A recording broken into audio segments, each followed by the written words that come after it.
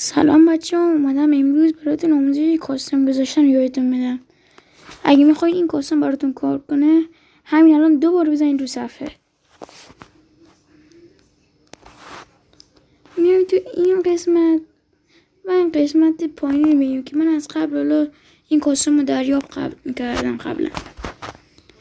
میایم تو این قسمت، روی این قسمت کاستوم میزنیم، روی این قسمت میزنیم. این نقطه زرد رو اینجا میبینید، دست رو این میزنیم. اینجا اگه میخوای مثلا رمزش بدین که مثلا کسی دیگه این نیاد و از اینجور چیزا، اینجا مپاشه، از اینجا میدونید مپاش و اینجور چیزا انتخاب کنید.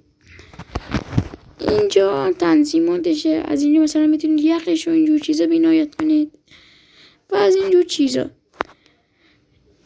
بعدش هم میرین دست این لطمه زرد میزنید و خیلی راحت به اون رفیقتون میرید بازی. و اگه خواستیم به اون رفیقتون هم درخواست بدین میاید اینجا.